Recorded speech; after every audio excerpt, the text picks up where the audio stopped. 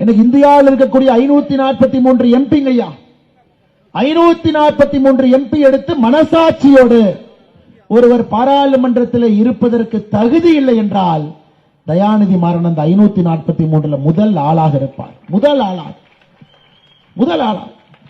பேசுற பேச்ச பாருங்க, பயன்படுத்தக்கூடிய வார்த்தைகளை பாருங்க. போய் நம்முடைய தலைமைச் செயலாளரை சந்திப்பார். வெளியே வந்தோடனே என்ன சொல்லுவார் தெரியுங்களா? நாங்க என்ன தாழ்த்தப்பட்டவங்களா? தலைமைச் செயலாளரை நிக்க வச்சுட்டாங்க. இது அவர்கள் பேசக்கூடிய சமூக நீதி.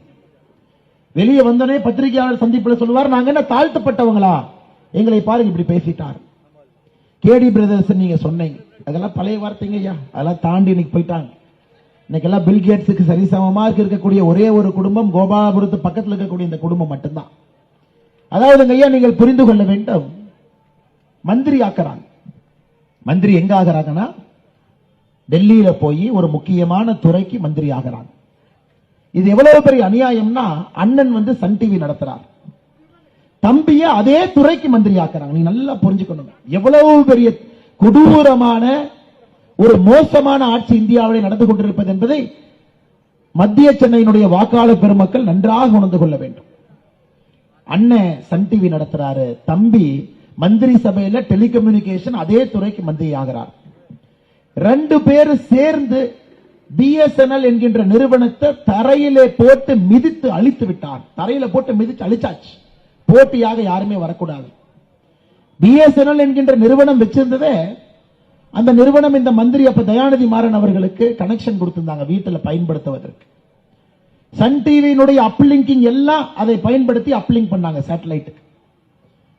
கோடிக்கணக்கான ரூபாய் ஊழல். தன்னுடைய சகோதரர் நடத்தக்கூடிய நிறுவனத்திற்கு கோடிக்கணக்கான ரூபாய் ஊழல். தயாநிதி மாறன் மந்திரி என்கின்ற ஒரே காரணத்தினால தான் இருந்த மந்திரி சபையினுடைய அந்த பொறுப்பை தவறாக பயன்படுத்தி தன்னுடைய அண்ணனுடைய நிறுவனத்திற்கு கூட நின்றார். இதெல்லாம் நீங்க மறந்துடவே கூடாதுங்க. இதெல்லாம் அவமான சின்னம், இதெல்லாம் தேசிய அவமானம், இதெல்லாம் தேசிய அவமானம். 543 பாராளுமன்ற உறுப்பினர்களே ஒருவருக்கு தகுதி இல்லை என்றால் இங்க இருக்கக்கூடிய பாராளுமன்ற உறுப்பினர் தயாநிதி மாறன் எந்த அடிப்படை தகுதி கிடையாது, அடிப்படை தகுதி இல்லை. கோபம் மட்டும் நல்லா வரும், யாராச்சும் கேள்வி கேட்டா திட்ட வருவாரு. ஆனா இன்னைக்கு மக்கள் நீங்கள் முடிவெடுத்திருக்கின்றீர்கள், என்ன ஆனாலும் பாத்திரலாம், கருப்பு கொடியை போடத்தான் போறோம், வாக்கு சேகரிக்க எந்த வார்டுக்கு வந்தாலும் கூட நாங்கள் விடப்போவதில்லை என்கின்ற மிகப்பெரிய முடிவு எடுத்திருக்கிறீங்க.